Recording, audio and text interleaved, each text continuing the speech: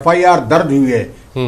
सरकार के नुमाइंदे विधायक गो तस्कर उनको अपने आप नजर में स्थापित करते हैं। इससे साफ जाहिर है कि सरकार की कथनी और करनी में कितना फर्क है। गौरक्षक कौन है? आप लोग बार बार गौरक्षकों के ऊपर आरोप लगाते हैं। उनको किसी ने तमगा दे दिया? सर्टिफिकेट है उनके पास गौरक्षक होने का? जब आप गौरक्षक बोल सकते हैं उनको एक वेग टर्म में, तो ये गौ तस्कर क्यों नहीं बोल सकते? नहीं, मुझे बताइए, गौरक्षक वो खुद लोग कहते हैं, गौरक्षक के नाम से पट्टियां लगा के रोकते हैं। के अंदर आपको भी पता है, आप इस चैनल के ऊपर स्वीकार नहीं करोगे, लेकिन चैनल के बाहर जाकर इस चीज को स्वीकार करोगे कि हाँ गौ तस्करी होती है। मानवता के नाते सबसे पहले तो ये स्वीकार करिए कि किसी एक व्यक्ति की हत्या हुई है, पहली चीज। दूसरी चीज ये है इसके अंदर मानवता के नजरिए से कर लिया ना, नहीं सोच।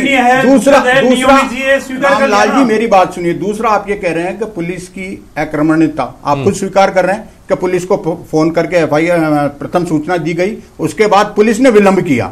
एक जो चश्मदीद गवाह है, जाने में विलंब नहीं किया। नहीं, चश्मदीद गवाह जो है हॉस्पिटल पहुंचाने से लेकर चश्मदीद गवाह ने यह तक भी कहा है कि पुलिस ने उसको पहले कीचड़ से साफ करने के निलाया। वो कौन होते निलाने वाले? हॉस्पिटल वाले। ठीक है सर, बड़ा मुद्दा ये है और वाइड पर्सपेक्टिव में इस बात को देखा जाना जरूरी है कि आपकी पार्टी ये आरोप लगा रही है कि भाजपा इस सारी हिंसा को देखकर या तो आंखें मूंदे बैठी है या फिर उसको प्रश्रय दे रही है इस वजह से कि उसको वोट चाहिए, ध्रुवीकरण करना है वोटों का। ये आप आरोप लगा रहे हैं सत्येंद्र भारद्वाज। बिल्कुल मैं सही कह रहा हूं, हमारा आरोप बिल्कुल सत्य है कि सरकार अगर चिंतित होती तो क्यों सुप्रीम कोर्ट इंटरवीन करता? इनको क्यों नहीं? ये जब पहले घटनाएं इनको इन्होंने इसको गंभीरता से लिया। आरोप लगाने की इन्होंने गुंजाइश क्यों छोड़ रखी है? गो तस्कर के नाम पे जो बात करते हैं कि साहब ये गो तस्कर है, इसका फैसला तो कानून करेगा। FIR होगी, प्रक्रिया होती है, उसके बाद में कानून तय करेगा कि ये गो तस्कर है कि क्या है। मुझे एक आप बता दीजिए, रामलाल जी एक मिनट मेरी बात कंप्लीट कर लीजिए। मैं ये कहना चाहता हूं यहाँ पे, एक व्यापार के लिए पशुधन को इधर से उधर कहीं लेके जाता है, उसकी एक प्रक्रिया कानून ने बना दी गई है।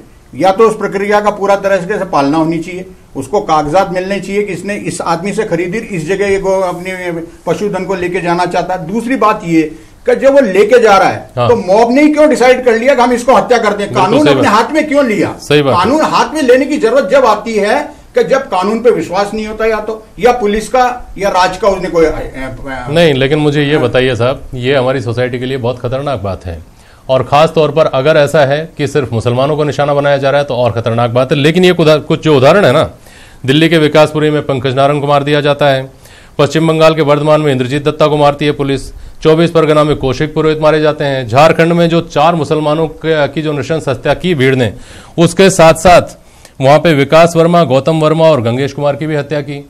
तो हम ये किस आधार पर कर रहे हैं कि केवल मुसलमानों को ही निशाना बनाया जा रहा है? भीड़ का निशाना सिर्फ मुसलमान बन रहे हैं। मैं बताना चाहता हूं, मॉब लिंचिंग की अब तक 84 घटनाएं हुई है, जिसमें 9% तो हिंदू मारे गए हैं, 16% दलित मारे गए हैं, 56% मुस्लिम मारे गए हैं। दलित और दलित हिंदू दलित मतलब जो मेरे पास अलग अलग है। नहीं, अलग अलग नहीं है, जो फैक्ट्स आए हुए हैं वो मैं बता रहा हूं आपको।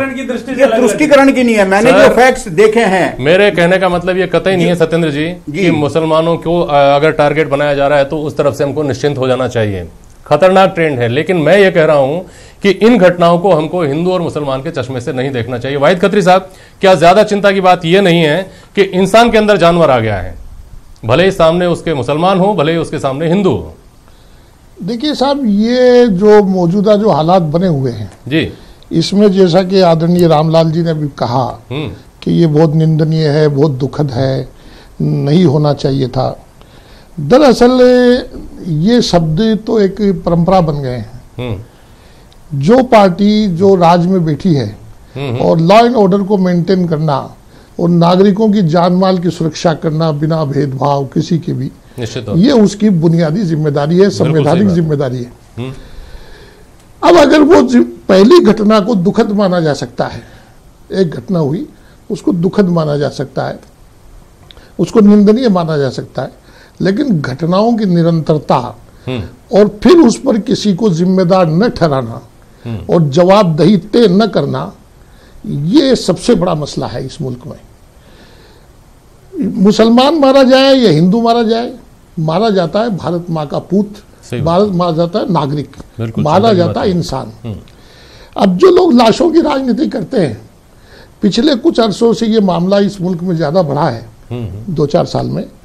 पहले भी घटनाएं बहुत हुई हैं, घटनाओं से इनकार नहीं किया जा सकता, लेकिन उसके बढ़ने के पीछे कारण ये है कि कुछ ऐसे तत्वों को प्रोत्साहन देकर लोग राज में आए हैं। अब उन तत्वों से अगर दो हाथ किए जाएं कानून के जरिए तो आगे के लिए मसला खड़ा होता है, तो उनको आश्रय दिया जाता है। अब अगर पहला जब पहलू खान की हत्या हुई थी राजस्थान में, अगर उसके बाद तुरंत प्रभाव से उसके सारा जायजा लेकर के अगर उसके प्रबंध कर दिए जाते जी। और जिम्मेदारियां तय कर दी जाती और इंसाफ कर दिया जाता तो ये घटना दोबारा इसकी पुनरावृत्ति नहीं होती। दरअसल बात यह कि मौजूदा सरकार में जो लोग बैठे हैं, खास तौर पर मैं माननीय गृह मंत्री जी के बारे में कहूंगा कि पिछली घटना, ये अलवर की पिछली जो पहलू खान वगैरह की घटनाएं हुई, उनके जो बयानात आए, हाँ जी, इसी घटना में 3 दिन में उन्होंने जिस तरह 3 किस्म के बयानात बदले हैं, इससे ही अंदाजा होता है कि बहुत ही गैर जिम्मेदार किस्म के लोगों में शासन चला गया है। जो माननीय रामलाल जी ने एसपी साहब की बात कही जी, मेरे ख्याल में अलवर के 150 किलोमीटर के एरिया में ये घटनाओं की निरंतरता, कहीं ऐसा तो नहीं कि बीजेपी के ही लोगों और एसपी के बीच का कोई युद्ध है कि ये वहां हो रही है कि नहीं। जिस तरह से आहूजा साहब के बयानात आ रहे हैं और जिस तरह वो मामले को घुमाने फिराने का जो प्रयास है नहीं, वो एक मिनट वो जिस तरह घुमाने फिराने का प्रयास कर रहे हैं, इससे ये अंदाजा होता है, इससे यकीन होता है कि कोई शासक ग्रुप की इंटरनल लड़ाई है